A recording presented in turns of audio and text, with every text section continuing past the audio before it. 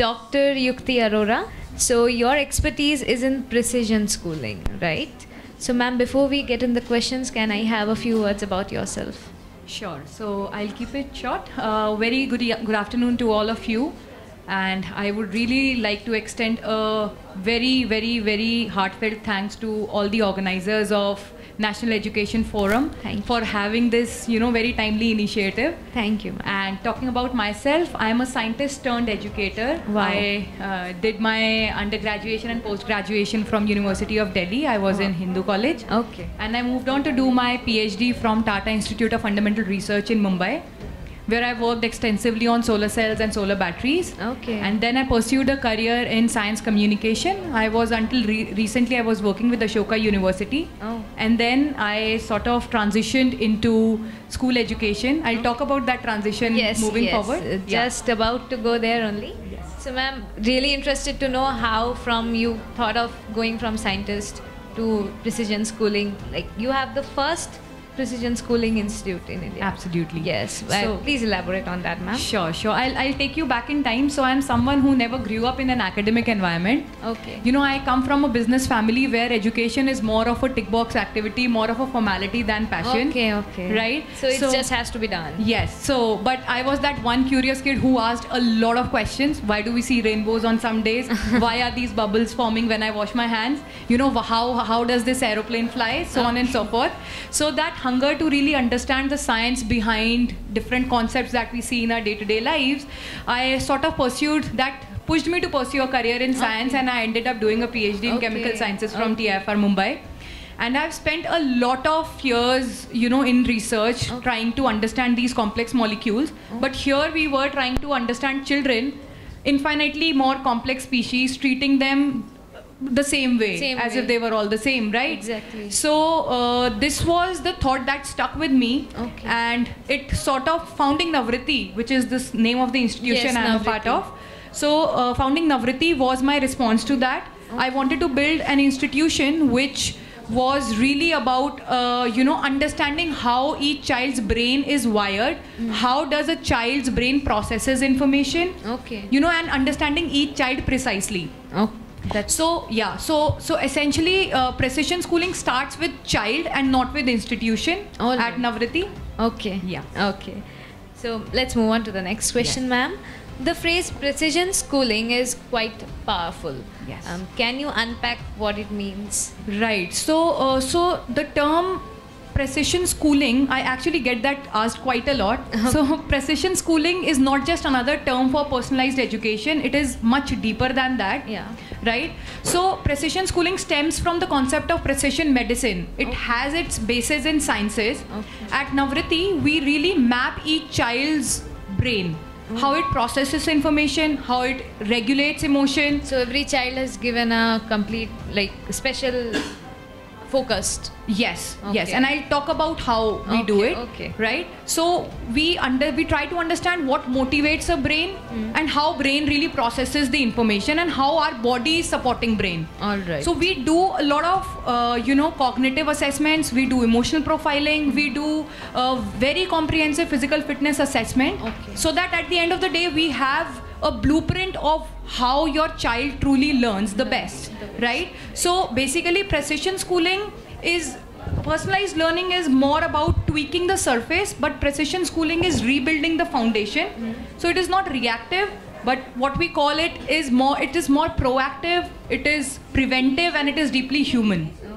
Yes. So ma'am, how is it different from traditional schooling? I'll talk about it in the... Okay, sure ma'am. Yeah. So next question, let's move on to the next question. What role does brain plasticity and critical periods of development play in shaping Navriti's culture? Curriculum. Right. So it actually plays a massive role. And it forms one of the strongest pillars around which we have designed learning at Navriti. So basically, most of the schools treat childhood as a straight path on which kids are moving in a similar direction at a similar pace. Right. But neuroscience tells a completely different story. It tells you that brain does not grow linearly. It grows in waves. A human brain grows in waves. So there are these critical window where learning certain skills like language, logic, emotion, resilience it is relatively much easily developed. And if you tend to lose that window, if you tend to, lose that window, then developing certain similar skills becomes a lot more difficult. It is a slower process and it is a lot more frustrating. So it is very important to tap into that window with the right sets of activities. So precision, this is the power of brain plasticity. The brain has the ability to shape and reshape based on the input it gets. Okay. So at the curriculum at Navriti is designed keeping in mind this very critical window. So we don't, at Navriti, we don't ask what your child should be able to learn at a particular age. What we ask is, what is their brain most ready for at that very moment? Okay. So it is not just smart education, it is compassionate. We respect how each child is wired to grow. Got it, ma'am. So it is more than just a personalized education. Yeah, it is like you're completely studying from the core, the child. We are trying to really understand, trying to decode the brain structure. Exactly. This has never been done before ever in any of the places in the country. No one has gone so much depth within preschooling. Yes, this is actually not just preschooling. This is for K+12, and I'll tell you like how are we really enabling it. Okay, ma'am. Let's move on to the next question, ma'am. You have brought together scientists, educators, and global experts on Navriti's advisory board and think tank. Yes. How did the multidisciplinary vision came together? Sure. So honestly, it started with a single belief that no single discipline has the power to, answer all the questions when it comes to how do we raise a child or how do we educate a child, right? As a scientist, I have seen how research gets logged inside the labs in the papers, while the classrooms continue to follow outdated models, they continue to follow outdated practices. Right. We have seen educators and psychologists working under the same roof, trying to shape the same child, but then they are working in silos. The crosstalk is not happening. Yeah.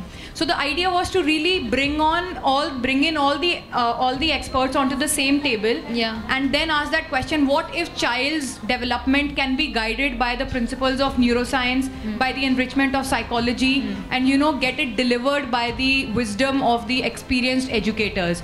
So that is when this particular thought formed the heart of Navriti's think tank and advisory board. Okay. I started reaching out to a lot of people I admired. These were professors, these were brain and behavior experts, developmental researchers. Nice. We had global school leaders. Okay. And to my amusement, all of them said yes, not just because of the vision of the school, but I think also because they were themselves frustrated to see the disconnect between what we know and what we do in education. Yes. Right? So now here we are with a super multidisciplinary board who are not just guiding us, but really working with us on the ground, trying to challenge the assumptions and also bridging the gap between research and practice. Okay. So essentially, Navriti is not just a school, it is a movement where we are trying to reimagine education. Yes. What if education can be reimagined? Right minds in one table and giving the accurate suggestion. Yes. For the child's development. Exactly. Yes.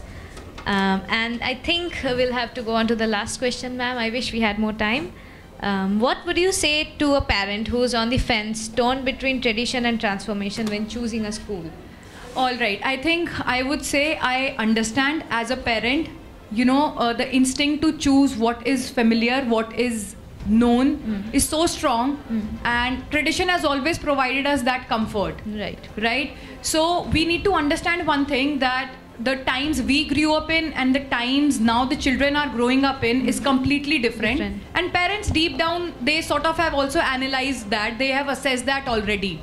So I would like to gently ask one question: what matters more, sticking to the existing knowledge of ours, or giving our children the possibility, the sort of platform to really discover who they truly are? Exploring more. Right. So traditional schooling was all about, standardization. Yes. But children today are not standard. They are unique. Yes. They are evolving. Yes. And there is this limitless potential which needs to be unraveled. Right. So transformation is not about challenging tradition. It's not about challenging the old. It is really about building around the fact that every child learns differently. We need to value that.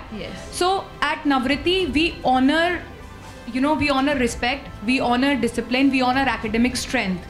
So whosoever is on the fence, I would request them to ask one question: which is, do you want your child to fit into the system, or do you want the system to fit your child? I think that answer is going to change a lot of things. Yes.